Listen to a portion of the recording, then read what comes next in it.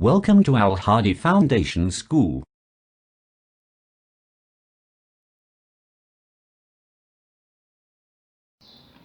Bismillahirrahmanirrahim. Assalamu alaikum dear students. Students, today we start our maths lecture from chapter number 1, numbers and arithmetic operations. Exercise number 1C, book page number 14 and question number 9. Question number 9 देखें, divide the following numbers by thousands. इस question में आपको कुछ numbers ये दिए गए हैं और आपसे ये कहा गया है कि आपने इन नंबर्स को थाउजेंड से डिवाइड करना है। तो जो प्रीवियस लेक्चर हमारा का जो कल का लेक्चर था, हमने उसमें कॉन्सेप्ट सीखा था कि कैसे हम लोग जो है वो 6 डिजिट नंबर को 10, 100 और 1000 से डिवाइड करते हैं।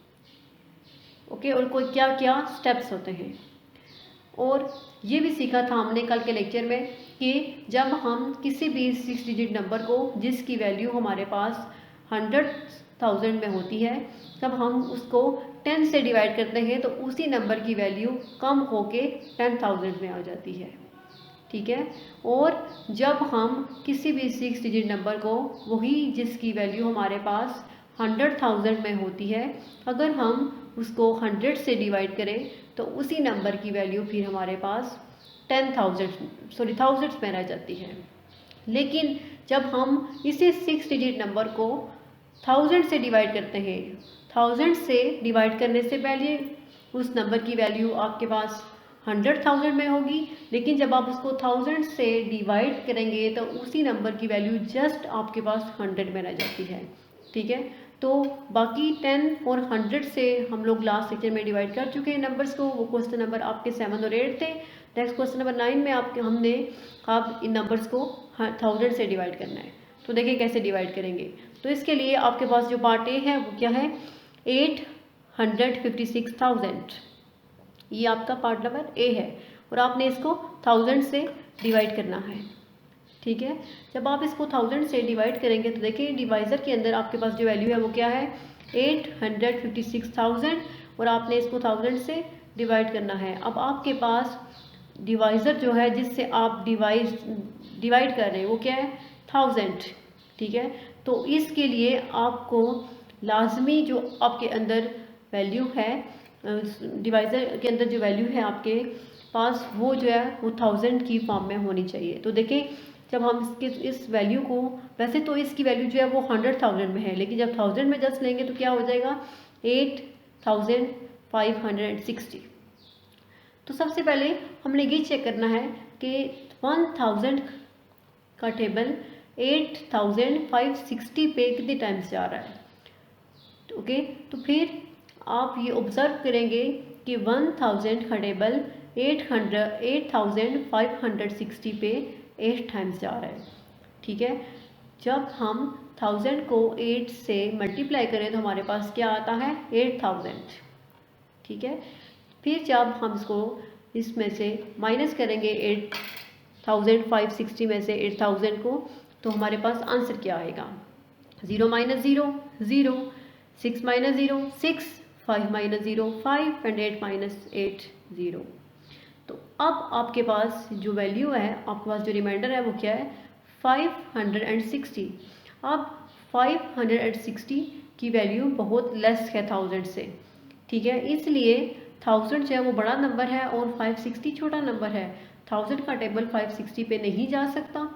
तो अब हम क्या करेंगे, जो हमारे पास डिवाइडर के अंदर वैल्यू है उसकी 0 जो है वो हम नीचे लेके आएंगे। ठीक है। तो जब 0 नीचे लेके आएंगे तो ये 560 की बजाय 5,600 बन जाएगा। अब ये वैल्यू जो है वो 1000 से बड़ी है और आप इस वैल्यू पे 1000 का टेबल जो है वो इजीली जा सकता है। ठीक है। तो जब फिर हमारे माइंड में ये क्वेश्चन आएगा कि हम 1000 को किस नंबर से मल्टीप्लाई करें कि हमारे पास जो रिक्वायरमेंट्स है वो हमारी पूरी हो। ठीक है। रिक्वायरमेंट्स क्या है कि हमारे पास 5,600 से या तो इक्वल की वैल्यू होनी चाहिए या फिर उससे लेस, क्योंकि ग्रेटर तो हो ही नहीं सकती। ओके। तो हम फिर 1000 को 5 से जब मल्टीप्लाई करेंगे तो हमारे पास 5000 आएगा। ठीक है। अगर 6 से मल्टीप्लाई करें तो वो 6000 होता है और वो फिर 5600 से बड़ा हो जाएगा, इसलिए यहाँ पे हमें उससे लेस चाहिए और हम इसको 5 से मल्टीप्लाई करेंगे तो वो क्या हो जाएगा 5000। फिर 1000 5 जार 5000, फिर हमने उसको 5600 में से माइनस करना होगा। 0 minus 0, 0 minus 0 is equal to 0 and 6 minus 0 is equal to 6। अब देखें 5 माइनस 5 दोबारा 0 आ गया। अब माइनस करने से आपके पास जो वैल्यू है वो क्या आई है 600। तो 600 भी 1000 से लेस है, तो 1000 का टेबल 600 पे नहीं जा सकता। तो हम दोबारा से ये जो ज़ीरो हमारे पास रिमेनिंग रह गया था, हम उसको ज़ीरो को नीचे लेके आए हैं। ये एरो का साइन इसीलिए है ताकि आपको कन्फ्यूजन ना हो कि ये ज़ीरो हम लोग कहाँ से लेके आए। तो अब हमारे पास ये वैल्यू जो है वो 6000 बन गई। तो हम अब इजीली 1000 का टेबल जो है वो 6000 पे जा सकता है, क्योंकि 1000 6 सर क्या होता है 6000। ओके, और रिमाइंडर आपके पास 0 बचेगा, क्योंकि 6000 माइनस 6000 इज इक्वल टू 0। अब आपके पास क्वेश्चन क्या है 856। अब आप देखें कि आपके पास ये जो वैल्यू थी जिसको आपने डिवाइड करना था वो क्या थी 856,000, और जब हमने इसी वैल्यू को इसी नंबर को 1000 से डिवाइड किया तो वो क्या बच गया जस्ट 856। इसकी वैल्यू 100,000 से जस्ट हंड्रेड्स पे आ गई है। किस वजह से? क्योंकि हमने इसको 1000 से डिवाइड किया है। नेक्स्ट बी पार्ट जो है स्टूडेंट्स वो आप लोग खुद करेंगे। तो नेक्स्ट सी पार्ट क्या है 700,000। अब हमने 700,000 को 1000 से डिवाइड करना है, तो 700,000 जो है वो डिवाइडेड के अंदर आएगा, और 1000 से जब हम इसको डिवाइड करेंगे तो हमारे पास जस्ट जो है वो फर्स्ट वैल्यू 1000 में तो होनी चाहिए। तो जब 1000 में लेंगे तो वो क्या होगा 7000। अब हमें ये बात पता है कि 1000 का टेबल 7000 पे कितनी टाइम से आता है। ठीक है, अगर नहीं भी आपको कोई कन्फ्यूजन है तो आप 1000 को मल्टीप्लाई कर सकते हैं। ठीक है, फिर जहाँ भी आपकी रिक्वायर्ड आपका नंबर आएगा आप उसको वहीं पे स्टॉप कर दें और वो नंबर आपका अपने इसके नीचे लिखना है। देखिए तो 1000 को जब हम 7 से डिवाइड मल्टीप्लाई करेंगे तो हमारे पास क्या आ जाएगा 7000। ठीक है, तो हमारी रिक्वायरमेंट्स पूरी हो रही है। 1000 7 जार 7000, तो रिमाइंडर जो है वो 0 होगा। अब आपके पास 2 0 बच रहे हैं और आपने इन 2 0 को ऊपर क्वेश्चन में लेके जाना है। ओके, यहाँ से आपने इसको क्वेश्चन की तरफ मूव करवाना है। तो आपके पास जो आंसर आएगा क्वेश्चन मीन वो क्या आएगा 700। तो अब ये जो नंबर है जिसको हमने 1000 से डिवाइड किया है, डिवाइड करने से पहले इसकी वैल्यू हमारे पास 100,000 में थी, लेकिन 1000 से डिवाइड करने के बाद इसकी वैल्यू हमारे पास जस्ट हंड्रेड्स में बच गई है। तो हंड्रेड्स में ये जो है वो आपका आंसर है।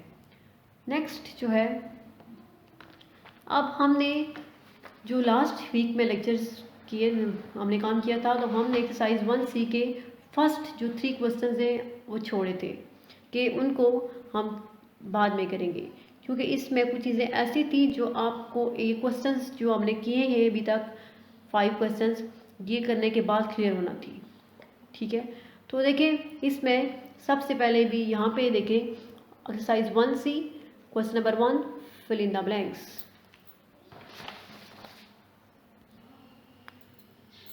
अब फिल इन द ब्लैंक्स देखें, आपकी जो first fill in the blank है उसमें क्या है कि 720,856 मल्टीप्लाई ब्लैंक।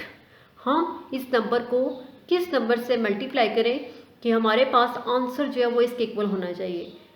आंसर क्या होना चाहिए 720,856,000। तो अब आपके माइंड में हम लोग पीछे वो क्वेश्चंस कर चुके हैं, जैसे हम लोगों ने क्वेश्चन नंबर 7, 8, 9 किए हैं और इसके अलावा 4, 5, 6 भी किए थे। तो आपके माइंड में अब इजीली ये बात आनी चाहिए कि हम इस नंबर को किस नंबर से मल्टीप्लाई करें कि हमारे पास ये जो नंबर है वो आए। तो आप अगर ध्यान से सोचें तो हम इस नंबर को जब 1000 से मल्टीप्लाई करेंगे तो हमारे पास आंसर जो है वो इसके इक्वल आएगा 720,856,000 एंड नेक्स्ट जो आपकी बी पार्ट है, अब उसमें आपके पास ब्लैंक फर्स्ट पे है, मल्टीप्लाई बाय 100, और इसके बाद आंसर क्या आया हुआ है आपके पास 43,896,500। अब हमें ये कहा गया है कि हम 100 को किस नंबर से मल्टीप्लाई करें कि हमारे पास 43,869,500 आए।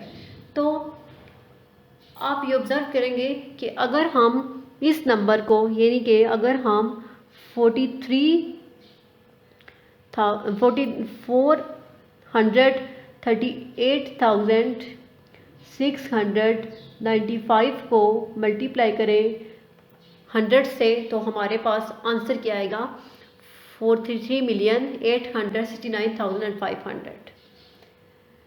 अब जो सी पार्ट है, अब सी पार्ट में ये है कि अगर हम 45,200 को 20 से मल्टीप्लाई करें तो वो क्या आंसर आता है।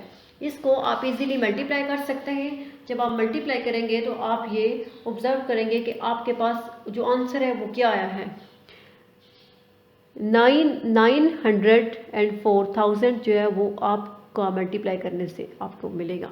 ठीक है, आप इसको मल्टीप्लाई करके चेक कर सकते हैं। ठीक है, 904,000। नेक्स्ट जो डी पार्ट है, अब डी पार्ट देखें, if 152,695 is divided by 10 the remainder is. अगर हम 152,695 को 10 से डिवाइड करें तो हमारे पास रिमाइंडर क्या आएगा। जब आप इसको 10, इस नंबर को 10 से डिवाइड करेंगे तो आपके पास आप देखेंगे कि रिमाइंडर क्या आएगा 5।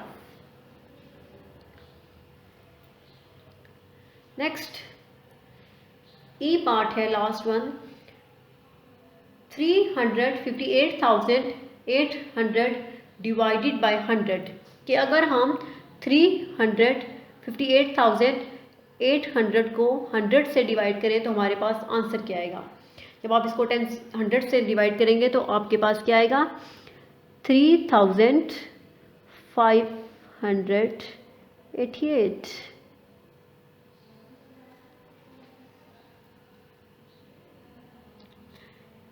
नेक्स्ट क्वेश्चन नंबर 2 है, state whether the following are true और फॉल्स। इसमें आपने ट्रू फॉल्स करने हैं। अब ए देखें, नंबर ए पे क्या है 3 मल्टीप्लाई 9 + 8 के अगर हम 9 + 8 यानी 8 और 9 को प्लस करें और फिर इसको 3 से मल्टीप्लाई करें तो हमारे पास जो आंसर आया है, ठीक है, उसको छोड़ के फिर हमने अगर 9 को 3 से मल्टीप्लाई करें अलग से और 8 को अलग से 3 से मल्टीप्लाई करें और उन दोनों आंसर्स को प्लस करें तो क्या इन दोनों आंसर्स इक्वल आएंगे। यस, अगर आप इन दोनों को प्लस करें, ठीक है, और आपके आंसर्स जो है वो एक दूसरे के बिल्कुल इक्वल आएंगे तो ये आपका ट्रू है। और ये आपकी होती है एसोसिएटिव प्रॉपर्टी। ठीक है, मैथ्स में क्या होती है एसोसिएटिव प्रॉपर्टी, क्योंकि इन दोनों के आंसर्स बिल्कुल इक्वल आते हैं, जस्ट उनकी प्लेस से चेंज होती है। नेक्स्ट बी पार्ट है, 7 मल्टीप्लाई 6। अगर हम 7 को 6 से मल्टीप्लाई करें, ठीक है, तो 7 6 सर क्या होता है 42। फिर 42 को 2 से मल्टीप्लाई करें तो हमारे पास क्या आता है 84। ठीक है, 84 आ गया। अब अगर हम 6 को 2 से मल्टीप्लाई करें तो क्या आता है 12। फिर 12 को 7 से करें तो क्या आएगा 84। तो 84 = 84। तो इन दोनों के आंसर्स भी इक्वल हैं। और ये आपकी एसोसिएटिव प्रॉपर्टी ऑफ मल्टीप्लिकेशन है। ये आपके एडिशन के लिहाज से थी और ये आपकी मल्टीप्लिकेशन के लिहाज से थी, तो ये भी आपका ट्रू होगी। नेक्स्ट सी पार्ट है। अब सी में देखें क्या है 4 मल्टीप्लाई 8 - 6, यानी सबसे पहले आपने 8 को में से 6 को माइनस करना है तो क्या आ जाएगा 2। 2 को जब 4 से मल्टीप्लाई करेंगे तो क्या आएगा 4 2 = 8। तो इसका आंसर आपके पास क्या आ गया 8। जब आप इस साइड को सॉल्व करेंगे तो देखें 8 4 = 32, ठीक है, एंड 6 4 = 24। 32 - 24, इसका आंसर क्या होगा 8। तो इस तरह इन दोनों के आंसर्स भी इक्वल हैं। तो ये भी क्या है आपके पास ट्रू है। नेक्स्ट अब डी पार्ट है आपका, डी वाला, associative law is true for subtraction. अब ये जो लॉ है एसोसिएटिव लॉ, आपका ये जो नज़र आ रहा है आपको ए और बी पार्ट में, जैसे आपको नंबर्स गिवन है, ये इसको क्या कहते हैं, एसोसिएटिव लॉ। और ये जस्ट मल्टीप्लिकेशन और एडिशन के लिए होल्ड करते हैं, ये सब्सट्रैक्शन के लिए होल्ड नहीं करते। अब आप इसको सब्ट्रैक्ट करके चेक करेंगे तो उसका आंसर जो है वो इन दोनों का आंसर इक्वल नहीं होगा, तो इसलिए ये आपका क्या है, false. Next time E last one, dividing two numbers always leaves a remainder, के दो नंबर्स को जब हम हमेशा डिवाइड करते हैं तो वो हमेशा उसका रिमाइंडर आता है या नहीं आता। अब चेक करें कि दो नंबर्स आपके जैसे पास 10 और 5 है, अगर आप 10 को 5 से डिवाइड करें तो क्या आएगा क्वेश्चन, 5 2 ज़ा 10, ठीक है, तो रिमाइंडर क्या होगा, 0, तो रिमाइंडर तो नहीं आएगा। तो जब हम दो नंबर्स को डिवाइड करेंगे तो हमेशा उसका रिमाइंडर नहीं आता, कभी भी कभी 0 भी होता है, तो वो क्या है, फॉल्स है ये। नेक्स्ट क्वेश्चन नंबर 3 है, select the correct answer from the given options. अब आप में इस क्वेश्चन में आपको डिफरेंट ऑप्शंस यानी MCQs दिए, मल्टीपल चॉइस क्वेश्चंस हैं, आपने बताना है कि इनमें कौन सी स्टेटमेंट जो है वो ट्रू होगी। तो फर्स्ट ए पार्ट जो है उसमें क्या है कि 100,000 divided by 100 is equal to, अगर हम 100,000 को 100 से डिवाइड करें तो आंसर क्या आएगा। हाँ जी, तो 100,000 को जब 100 से डिवाइड करेंगे तो आंसर क्या आना चाहिए। अगर हम उसकी राइट साइड से 2 0 रिमूव करें तो हमारे पास क्या बच जाएगा, जस्ट 1000, तो इसका डी वाला आपका ट्रू है।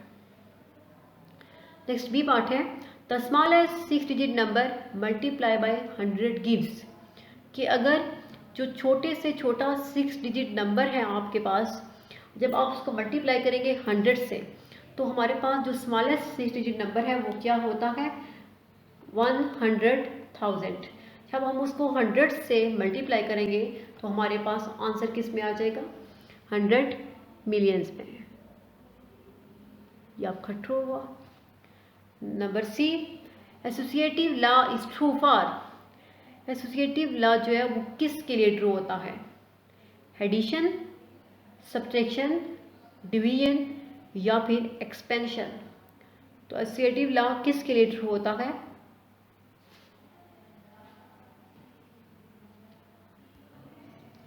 तो अब देखिए हमने ऊपर भी ये पढ़ा है कि एसोसिएटिव लॉ जो है वो जस्ट एडिशन और मल्टीप्लिकेशन के लिए होल्ड करता है। तो यहाँ पे आपके पास जो क्यूज है वो क्या है, एडिशन, एक्सपेंशन, डिवीजन और सब्ट्रैक्शन। तो एसोसिएटिव लॉ जो है वो जस्ट एडिशन और मल्टीप्लिकेशन के लिए होल्ड करता है। जहाँ पे आपके पास मल्टीप्लिकेशन का ऑप्शन ही नहीं है, जस्ट एडिशन का है, तो it's mean is true for addition. Next number D, 5,694 divided by 13, कि अगर हम 5,694 को 13 से डिवाइड करें तो हमारे पास क्या आंसर आएगा।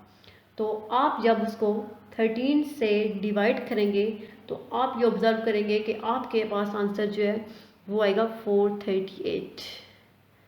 ये आपने इसको डिवाइड करके चेक करना है कि इसका आंसर वाकई यही आता है। नेक्स्ट ई, 698,257 मल्टीप्लाई बाय 24, कि अगर हम 698,257 को 24 से मल्टीप्लाई करें तो वो आंसर हमारे पास किसके इक्वल आएगा।